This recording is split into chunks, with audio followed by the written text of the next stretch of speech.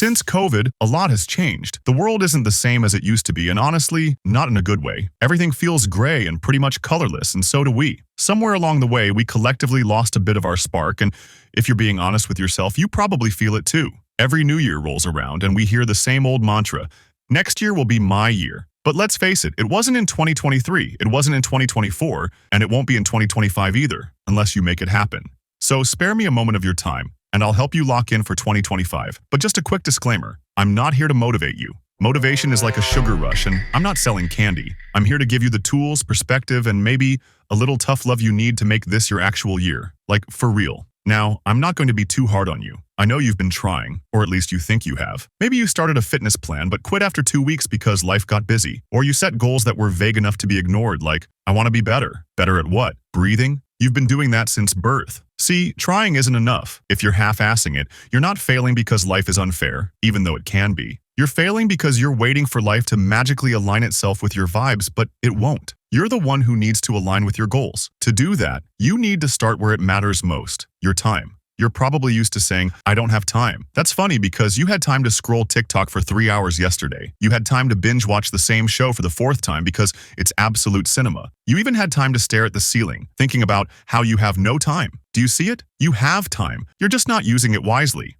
Let's do the math. You have 24 hours in a day. Let's say you sleep for 8 hours. If you're lucky, work or go to school for up to 8 hours and spend 2 hours eating and existing. That leaves you with 6 hours. Now ask yourself, what am I doing with that time? If you can't answer that without stuttering, you found your problem. We live in an era where you can learn practically anything for free or close to it. Want to start a business? There are tutorials, templates, and even AI tools that will guide you through the process. Looking to get fit? There are apps, YouTube channels, and communities that will keep you accountable. Want to learn a new skill? Platforms like Coursera, Skillshare, or even TikTok, if you follow the right creators, have you covered? So why are you using your phone to scroll aimlessly instead of leveling up or clicking that subscribe button below this video? Your phone is a tool, but if you treat it like a toy, it'll treat you like a joke. But even then, tools are just tools. They're useless without a plan. This brings us to my next point. Systems. Saying, I want to save money is cute, but what's your plan? Are you tracking expenses, automating savings, or are you just hoping your bank account will surprise you like a pop quiz on Monday? The same goes for fitness, learning, relationships, everything. Goals are basically useless without systems. Systems are what make you show up on the days you don't feel like it. They're the boring routines that actually get results. Meal preps, study schedules, workout plans. They're what separate the people who achieve from those who just talk about achieving.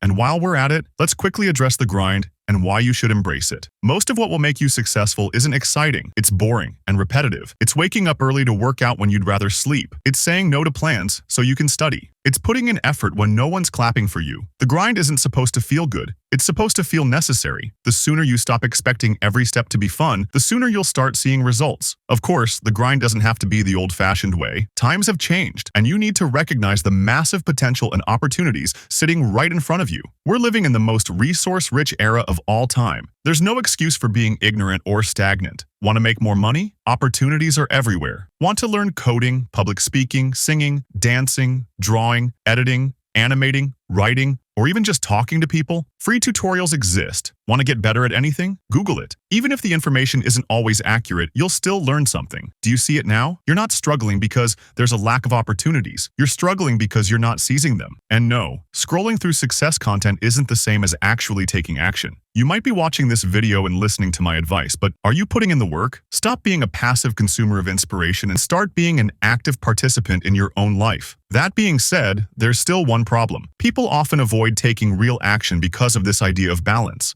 You've been sold the notion that you can perfectly balance everything: work, life, growth, rest. But it's not that easy, and honestly, it's kind of overrated. If you want something badly enough, you have to let other things slide. It doesn't mean burning out, but it does mean prioritizing like your life depends on it, because it kind of does. You're not going to achieve your goals by squeezing them into the cracks of your schedule. They need to be front and center, not an afterthought. To do that, you need to answer one big question. Am I really trying? It's easy to say you're trying, but are you really? Or are you just dabbling? There's a difference between effort and consistent effort. One gets you short-term results, if that, and the other transforms your life. Be honest with yourself. If you're not where you want to be, is it because the world is against you? Or is it because you're not fully committed? Are you the lamest because of your circumstances? Or are you the lamest because you're not putting in the work? You can't half commit and expect full results. I'm not saying you need to be perfect because I'm not. but I can confidently say I'm the best version of myself I've ever been. And a big part of that is because I stopped waiting for life to hand me success and started forcing it instead. So here's the wake-up call. If I can do that, what's stopping you? I'm pretty sure you and I aren't so different. This is just a reminder. I'm not going to end this with something cheesy like, you've got this. You might not have this. That's up to you. But what I can say is that if you decide to really lock in, 2025 can be the year you stop saying, next year will be my year, and start saying, this year is mine. The world isn't going to fix itself for you. It's gray and colorless, and that sucks. But you're smart, you're strong, you're adaptable, and most of all, you're a cutie pie. You can fix yourself, and maybe that will bring a little color back into everything else too. So, are you in? Or are we having the same conversation next year? You tell me.